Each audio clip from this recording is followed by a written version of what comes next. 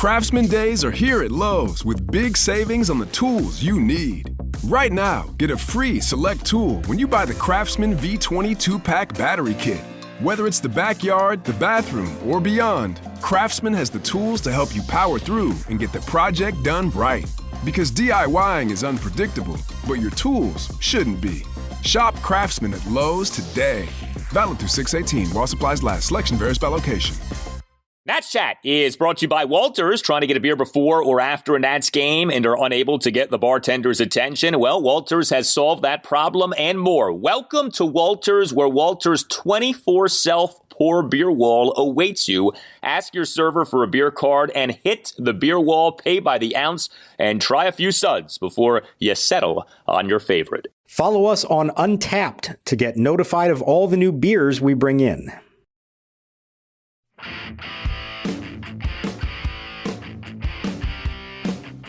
1-0 delivery. Swinging a long drive, right field line. If it's fair, it's gone. It's way back there, and it is gone. Fair in the second deck. 2 times up. 2 Kyle Schwarber homers. Here's the pitch. Swinging a fly ball to right. This is trouble. Thomas going back, way back in the warning track, and it is gone. Goodbye. JT Realmuto the opposite way. 4 rows deep and bouncing further up off some hands. Another 0-2. Here it is. Swinging a line drive, base hit, left center field. Castellanos scores. Hall coming home. He'll score. Over to third goes Realmuto, and aboard at first with a 2-run single is Alec Bohm. 5 runs home in the inning, 11-0. Phillies. And welcome to Nats Chat for Wednesday, July 6, 2022, along with MASNsports.com Nationals insider Mark Zuckerman, who was at Citizens Bank Park in Philadelphia. I'm Al Galdi, host of the Al Galdi podcast. Well, a list that already included A-Ray Adrianza and D. Strange Gordon now includes Alcides Escobar. The question is, Nationals position players who have pitched this season. Yes, we on Tuesday night had yet another instance of a Nationals position player pitching. We have had this way too often now over the last 2 years, and we had this again on Tuesday night. Alcides Escobar, who never plays shortstop anymore. I guess you might as well get some usage out of him. He ended up tossing a scoreless bottom of the 8th in what ended up being an 11-0 loss for the Nats at the Phillies in Game 1 of a 3-game series. The Nats now are 6-29 against National League East teams this season. A Nats lineup that was Sans Juan Soto and Sans Nelson Cruz did next to nothing in this game, and the Nats got smashed on Tuesday night. Mark, we have had some ugly losses for the Nats these last 2 years. I don't know if this is the ugliest loss that we've seen, but this certainly is near the top of the list. This is pretty bad. It was pretty bad, Al, and it just felt hopeless. I mean, almost from the moment that Kyle Schwarber led off the bottom of the first with a home run, you kind of sensed what was coming, and this was like the nadir. This was everything coming together in the worst possible way. You outlined it. The record against the division has been awful. The lineup without Juan Soto or Nelson Cruz, a lineup that already was struggling even when those guys were playing, they had no chance. You had Paolo Espino getting knocked out early, and now you're going to the bullpen, just trying to piece your way through it. And Escobar, I mean, if this doesn't tell you everything, here it is. Alcides Escobar was activated off the IL 2 weeks ago. Since then, he's started 1 game at shortstop. He's come in to pinch run twice, and he's now pitched a scoreless inning of relief. And that last bit was probably the best thing he's done for them since coming off the IL 2 weeks ago. Does that tell you everything you need to know right there? That pretty much captures it. The Nats this season now 29-54. That is the worst record in the National League. The Nats this season now have what is by far the worst run differential in the majors at -129. And how about this? So you have in baseball a team's expected win-loss record, which is based on your run differential. If you go to ESPN.com, you can see the expected win-loss records. As bad as the Nats' actual record of 29-54 is, they've actually overachieved if you go by their expected win-loss record on ESPN.com based on that -129 run differential. The Nats' expected win-loss record is 28-55. That's how bad they have been this season. The actual record is an overachievement, even though the actual record is 29-54. You and I have talked about this. Could this be the worst Nationals team since the franchise came to D.C.? That remains very much a possibility. We don't know how bad this season is going to get, and I feel like Tuesday night was a reminder of just how bad things might end up getting this season. The product that's on the field right now is about as bad as it's ever been here, and maybe is the worst. I think the one thing, and we've tried to point this out from the beginning, and it's hard to do, especially on nights like this, it's hard to have this mindset, is rather than looking at the full product, look at individuals and say, okay, are there 5, 6, 7 individual players out there who are going to be a part of this in the long term and who are gaining something from this season? And I'd say probably so. And maybe that's more so than back then in the other 100 loss seasons of 08 and 09. And, we'll see what the second half brings. It could get worse in some ways. Maybe it could get better. I think at the very least, we're going to see some more young guys who potentially are part of the puzzle. And it's almost like if you're going to lose this bad, at least lose with guys who maybe have a future here. And that could be more compelling and more rewarding than watching them lose with guys who don't have a future here. Unfortunately, right now, they're not there yet. They've just got to put the team that they have out there. And it's hard to watch. There's no doubt about it. They just got swept by the Marlins, and we talked about how bad that was, but that those teams should be close, in terms of those should be competitive games. When it comes to the other 3 teams in the division, they're just not even close to being in the same class as the Braves, the Mets, or the Phillies right now. And that's pretty alarming. This was a depleted lineup for the Nats on Tuesday night. No Juan Soto. He did not start for a second consecutive game due to the left calf tightness that caused him to leave the 10-inning loss to the Miami Marlins at Nationals Park on Sunday afternoon after 4 innings. No Nelson Cruz. He was a late scratch due to a stomach-related illness. And so you had a Nats lineup on Tuesday night that had Keibert Ruiz as the cleanup batter, that had Maikel Franco as the starting DH and number 5 batter, and the results, not so shockingly, were not good. The Nats got shut out. The Nats totaled just 3 hits, all of which were singles. The Nats worked 4 walks, yes, but the Nats' most productive hitter for the game really ended up being Victor Robles, and he was a number 9 batter, and he didn't have a hit. He drew 2 walks, and he had a stolen base. Like, that was your most productive offensive player in the game. And, you think about what could be coming starting August 3rd after that August 2nd trade deadline. If Josh Bell gets traded away, if Nelson Cruz gets traded away, who knows who else might get traded away? Might we be seeing a whole lot of what we saw on Tuesday night moving forward, that this could just be a regular occurrence? The Nats lineup doing next to nothing in games because there just aren't many good hitters. It's a scary thought to consider. And yeah, I've been considering it as well. If you lose 2 of your 3 big bats in the middle of the lineup, we've talked all along how very rarely have all 3 of them been productive at the same time.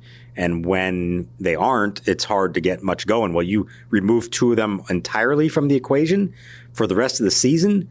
That is a huge challenge. And I just think to myself, there's going to be a whole lot of pressure on guys like Keibert Ruiz and Luis Garcia and even Lane Thomas to try to deliver for them, and it may be too much to ask.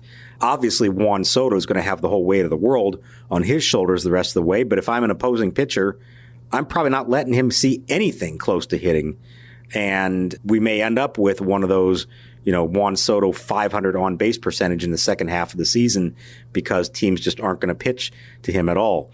That is a concern to me. I do think the pitching side of it could, in theory, get better in the second half, depending on who we see called up and what kind of impact they have.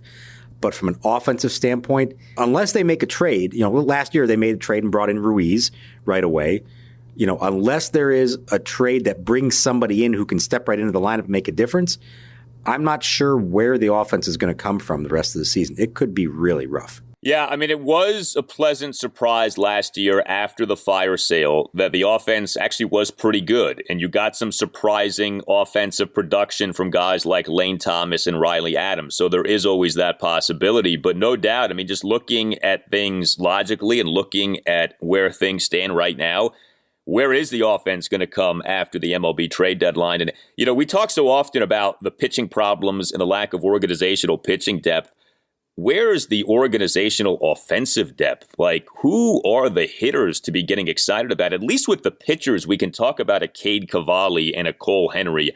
Aside from Brady House, and he's, in the lower levels of the minors right now, who is the next great Nationals hitter? Who's a young guy in the farm system who gets excited about what he could be as a batter at the major league level? As bad as it is with the pitching, I think it might be worse right now with the position players, with the batters. There just doesn't seem to be much at all to be looking forward to in terms of young Nationals position players in the farm system, again, aside from Brady House. Certainly at the upper levels of the system, it's a huge problem. House is at low single A.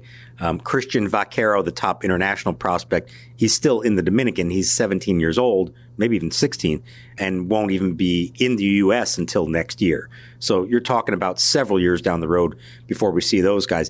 It does make me think, and, we'll see as we get closer to this date how it all works out. But all things being equal, I would think that they're going to be targeting a hitter with the number 5 pick in the draft, and ideally a hitter who could be on a fast track to the big leagues. Now, you don't draft based on need, certainly not in baseball. Mike Rizzo will tell you whoever they deem to be the best available player to them when their spot comes up, that's who they're going to draft. But I would not be surprised if, in a perfect world, if they have the opportunity to draft a more advanced hitter, I could see that happening. And yeah, it's got to come from somewhere, and they don't really have it in-house right now, and it's tough to watch. This was the third straight game where they were shut out through 6 innings. I mean, it's like 0 runs on the board heading to the 7th inning on 3 straight days. That's not good. And it's not like they've been facing aces. Pablo Lopez is the best of them they faced the last 3 days. That's not good. It's funny, too, and I didn't realize this until shortly before the game. This was the Nats' first game at the Phillies since before the fire sale. You would think that would not have been true just because it feels like the Nats play the Phillies all the time. But no, this was the Nats' first game at the Phillies since last July 29th. And it was on that day that the Nats split a doubleheader at the Phillies. And also for the Nats on that day was the beginning of the fire sale. And we then had, over a period of a little more than 24 hours, the Nats trading a total of 8 players for a total of 12 prospects. So there's almost like a symbolism to what happened on Tuesday night of the last time you were here was the end. And now this next time that you're here is sort of a stiff reminder of the now. And the now is not pretty. I mean, this was just a tough night for the Nats. This was a tough night for our guy, the secret weapon, Paolo Espino. The carriage may be morphing back into a pumpkin for our guy Paolo with what went down on Tuesday night. He was the Nats starting pitcher, and things did not go well for a second consecutive outing for Paolo. 4 runs in 3 2/3 innings, and as bad as that is, the damage could have been worse. He gave up 6 hits, 2 solo homers by the same guy, the ex-Nat Kyle Schwarber, 2 doubles and 2 singles. Paolo issued a walk, had 3 strikeouts. He threw 82 pitches over his 3 2/3 innings, and he got yanked in the bottom of the 4th inning with the bases loaded. If Andres Machado doesn't do what he ends up doing, that final line for Paolo could have been even worse. And this was just tough to watch. We love him, but Paolo just was not good on Tuesday night. No, now the first time through the order, he gives up the leadoff homer to Schwarber, and then he retires 8 in a row. Everybody else he retires, thinking, okay, he might be able to get through this.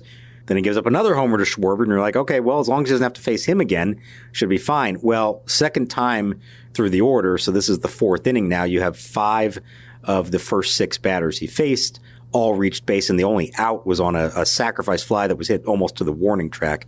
So you could tell the second time through, they had him figured out. He wasn't fooling anybody at that point. And, it does concern you when you have a guy who doesn't have stuff, and Paolo is certainly a guy who doesn't have a lot of blow-you-away stuff.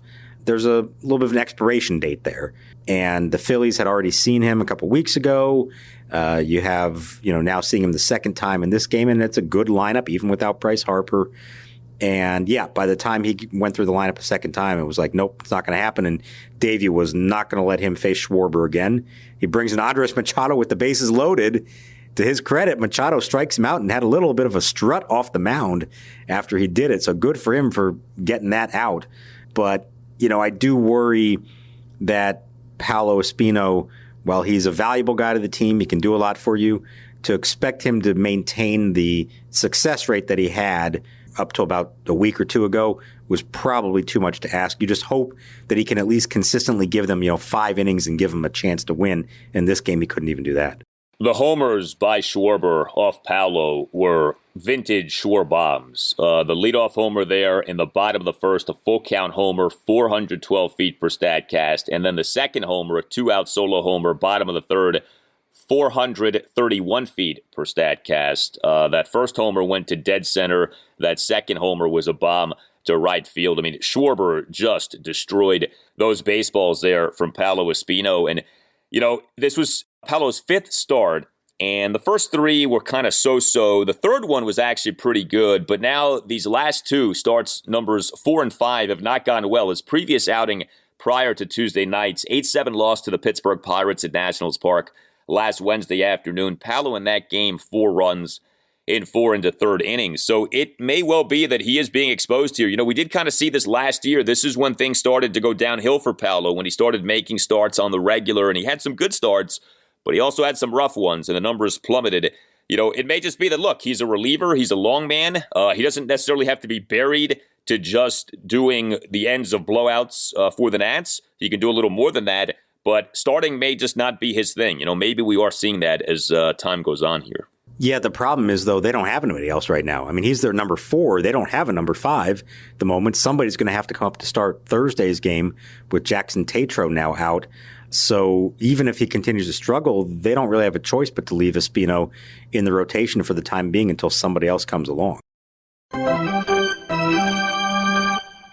Hey guys, it's Al Galdi for Window Nation. Get yourself some Window Nation windows and take advantage of a great offer at 866-90Nation or visit windownation.com. Beat the heat with Window Nation. Save $200 off any style new window from Window Nation, plus pay nothing until 2024. Yeah, 2024. Lower your energy bills and raise the value of your home with new energy-efficient windows from Window Nation. Window Nation has installed over 1 million windows in over 150,000 homes, with 96% of those homes needing no follow-up service. And Window Nation windows are made right here locally in the Washington, D.C., Baltimore area. If your current windows are sticking or are drafty or are cracked or are hard to open or are locking when they close, you need new windows. Get yourself Window Nation windows, 866-90Nation or windownation.com, and make sure that you tell Window Nation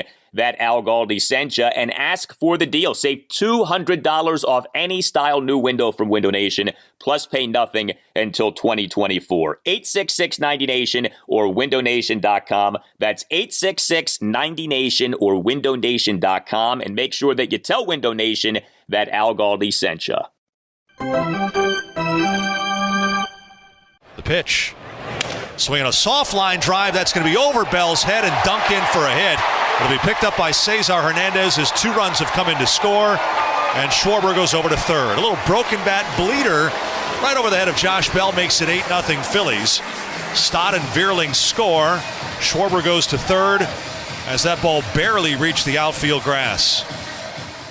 All right, so with the Nats bullpen, we had 5 Nats relievers on Tuesday night. They combined to allow 7 runs in 4 into third innings, but the culprits were only 2 guys, Erasmo Ramirez and Reed Garrett. We talked about what Andres Machado did, and this was impressive. Came into the game, bottom of the 4th, bases loaded, 2 outs, Nats down 4-0, and Kyle Schwarber, who already had hit 2 solo home runs in the game, was batting. Machado struck out Schwarber swinging on 6 pitches. We got the Machado strut, and then that was it. Andres Machado didn't face another batter in the game. The guy who relieved him, Erasmo Ramirez, bottom of the 5th, gave up 2 runs. He gave up a 2-out, 2-run homer to JT Realmuto on an 0-2 pitch for a 6-0 Phillies lead. I know that you asked Davey Martinez during his postgame session with reporters, hey, was there something wrong with Andres Machado?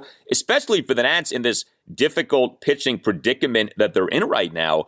Why did Davey only have Machado face 1 batter on Tuesday night?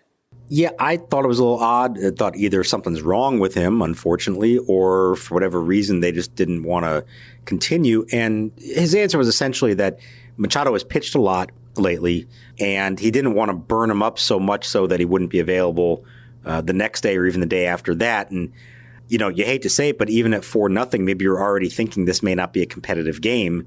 Let's hang on to a guy and make sure that he can come back the next day for maybe what will be a competitive game. So he went to the others, and it did not go well, obviously, but that was the reasoning behind it. I guess I understand. I did think it was odd that you would bring him in like that, have him have success in a huge spot, and say, okay, nope, you're good, you're done. Nowadays with the 3-batter minimum, you just don't see that kind of thing very much. But when you end the inning, you face one batter and end the inning, that's all it takes. You're allowed to come out of the game. Yeah, so Erasmo Ramirez gave up 2 runs in the bottom of the 5th, and then we got the Reed Garrett experience in the bottom of the 6th. 5 runs and just 2 outs.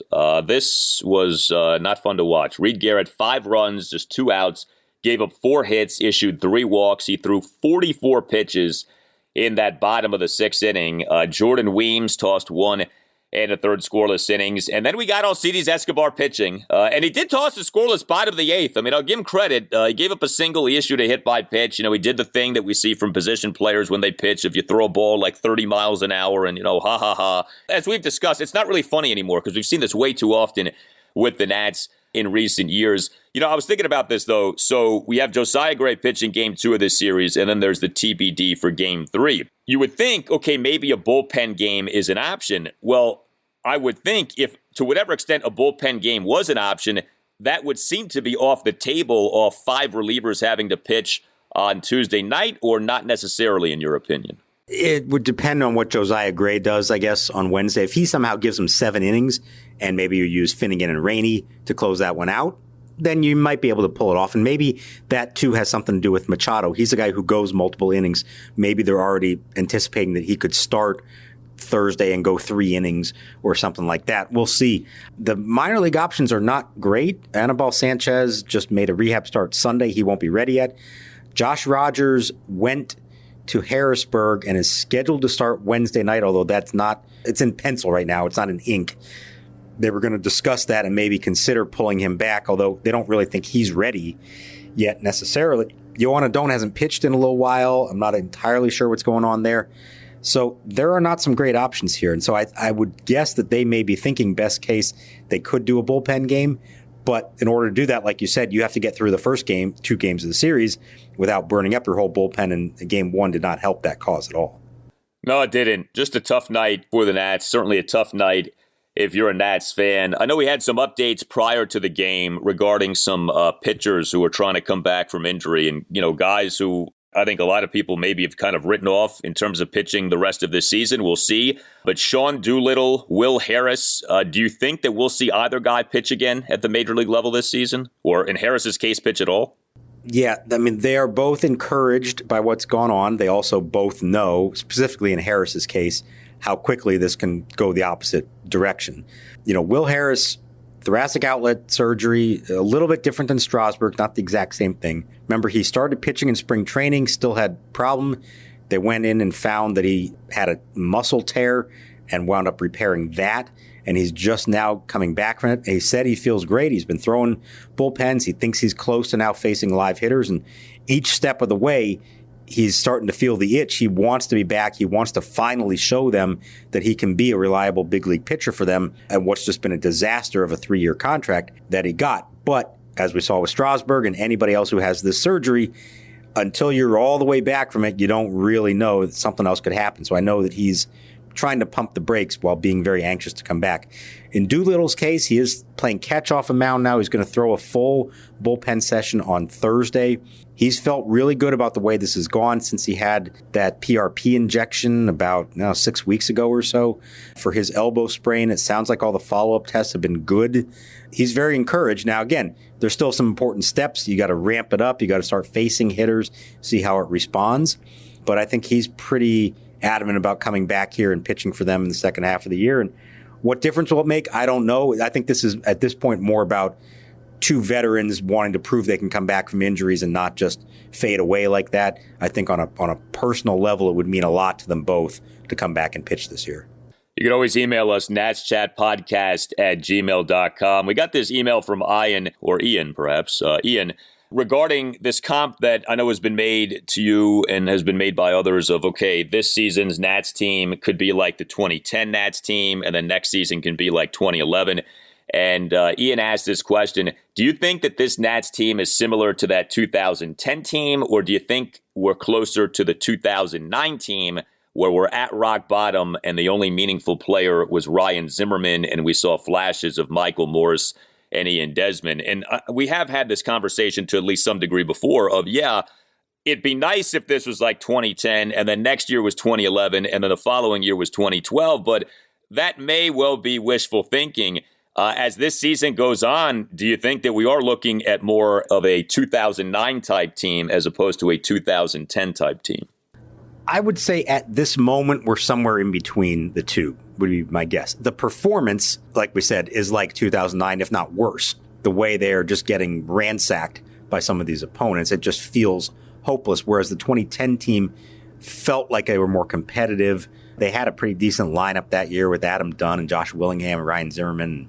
You had Steven Strasburg, coming up, all the excitement with him. So this feels more hopeless right now as far as the results of the team. But I do think it's more like 2010 in terms of what we said before of the individuals who are already here who we think could be a part of this long term. Josiah Gray, Keibert Ruiz, Luis Garcia, possibly Lane Thomas, possibly some of the relievers.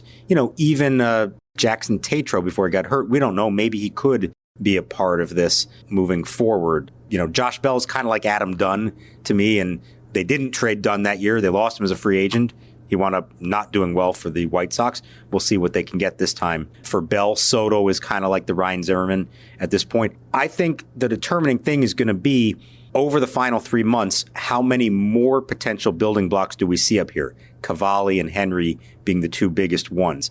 How do they perform when they come up? How does Garcia perform the rest of the way? How does Ruiz perform the rest of the way? I think you could get to the end of this season and say, even if this is a 105-loss team, and that's comparable to 2009, potentially there's enough individuals who look like they're part of the long-term plan here to make you say, that's actually more like 2010. So I'm trying not to look at the record. I'm trying to look at more the roster and who's here and who's just here to hold a place for the rest of this year and who is here that could potentially be here next year and beyond.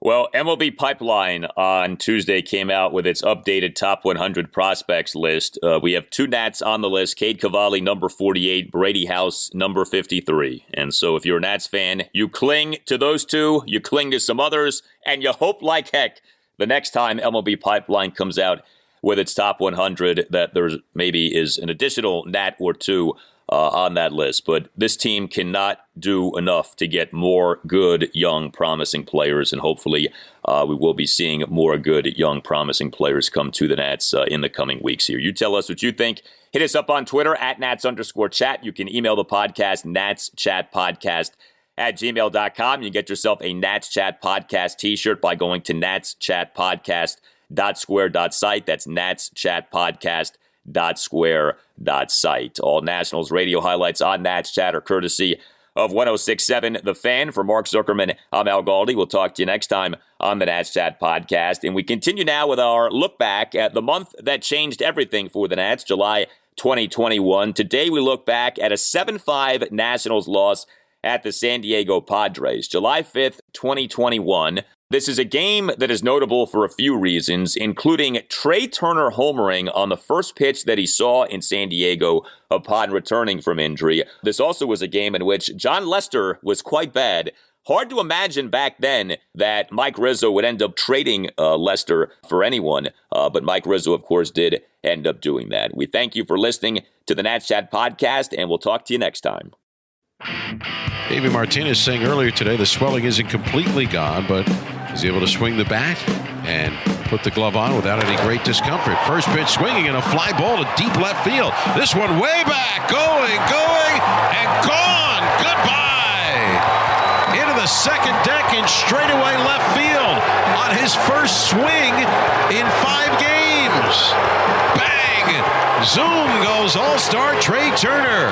Now the 1-0. Swinging a line drive up the middle. Base hit center field. Rounding third, Escobar coming home. Grisham's throw to the plate is not in time. Josh Bell is 2 for 2, and it's now the Nationals 5 and the Padres nothing. Swinging a line drive left field, base hit toward the corner. This will tie the ball game. Myers cruising into second with an RBI double that ties the ball game at 5 in the 4th inning. Josh Bell bats right-handed and hits one in the air to left center field deep. This one is way back there, may go, and the Nationals are in front. A home run for Josh Bell on the first pitch, and the Nationals lead 6-5. And welcome to Nats Chat for Tuesday, July 6, 2021, along with Nationals insider Mark Zuckerman of MASNsports.com. I'm Al Galdi, host of the Al Galdi podcast. Well, we are beginning taping of this installment of the Nats Chat podcast at 2:47 a.m. on Tuesday. We are fatigued, we are delirious, but we are delirious with joy because the Nationals won late on Monday night, 7-5 victory in Game 1 of a 4-game series at the San Diego Padres. Trey Turner was back, the former property of the Padres. And isn't it funny what can happen when Trey Turner returns to your lineup? And isn't it funny what can happen when Alcides Escobar is a leadoff batter in your lineup? I don't know how the Nats did it, Mark, especially given that John Lester was wretched again, but the Nats found a way to author a big win at the Padres. Well, are we sure it actually happened, Al? Because you and I are both delirious being up this late, so maybe we were hallucinating it. Although if you saw the same things I saw, I guess it did actually happen, and they just beat the Padres, one of the best teams in baseball, behind Alcides Escobar, Josh Bell, who's resurgent, Trey Turner being healthy, and how about Wander Suero, Sam Clay, Austin Voth, and Brad Hand, all perfect for 4 innings of relief against a really good Padres lineup. That was a gut check win. I thought that was a really important win for them after what they went through over the weekend against the Dodgers, and then to give up a 5-run lead in this game. That was impressive. I don't know where it's going to go from here, but that's a good win for them. No doubt. I mean, the cliche in college basketball is survive and advance, and that's what the Nats are in the midst of right now with this gauntlet that the Nats are running, as apparently the Nats have been shifted to the National League West here for the remaining week or so of the pre-All-Star break portion of the season. 4 games against the Dodgers at Nats Park, now the 7-game road trip, 4 at the Padres, 3 at the Giants.